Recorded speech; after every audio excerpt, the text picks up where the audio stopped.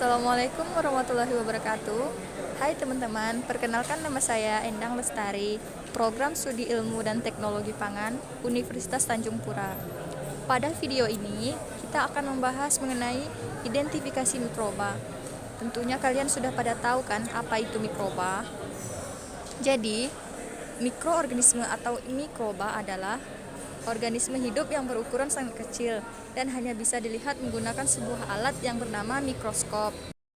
Untuk pengelompokan mikroba secara umum yaitu ada virus, bakteri, fungi, algae, protozoa.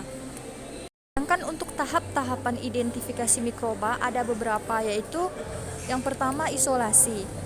Isolasi kultur adalah kegiatan pemisahan suatu kultur mikroba dari campuran biakan mikroba di alam sehingga sel individu terpisah.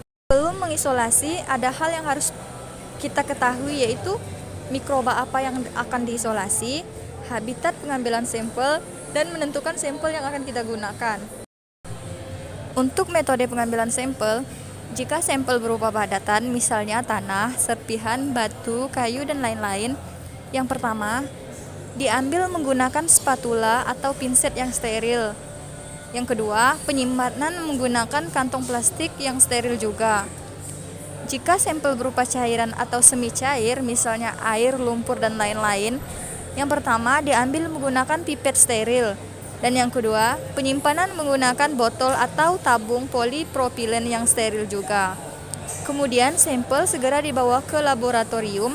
Apabila jaraknya jauh, dibawa menggunakan es batu pada wadah penyimpanan agar sampel tetap dalam keadaan dingin.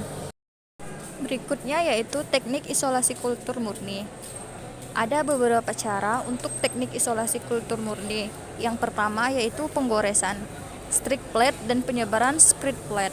Yang kedua penuangan, pour plate. Dan yang ketiga kultur yang diperkaya, enrichment kultur. Dan yang keempat pengenceran berseri, serial dilution. Dan yang kelima yaitu isolasi tunggal. Berikutnya yaitu masuk ke tahapan kedua, tahapan seleksi. Setelah didapat kultur murni dari isolasi, maka akan dilakukan tahapan seleksi. Dalam proses seleksi di dalam media akan diberi kapur. Ketika bakteri itu menghasilkan asam, maka akan terbentuk zona bening di sekitarnya dan akan terlihat mana bakteri yang menghasilkan zona bening paling besar. Berikutnya yaitu tahapan yang ketiga, tahapan identifikasi. Setelah didapat bakteri yang memiliki zona paling bening dan paling besar, maka bakteri akan diidentifikasi untuk melihat isolat apa yang terkandung dari bakteri tersebut. Sekianlah yang dapat saya sampaikan. Kurang dan lebihnya saya mohon maaf. Wabillahi taufiq wal hidayah. Wassalamualaikum warahmatullahi wabarakatuh.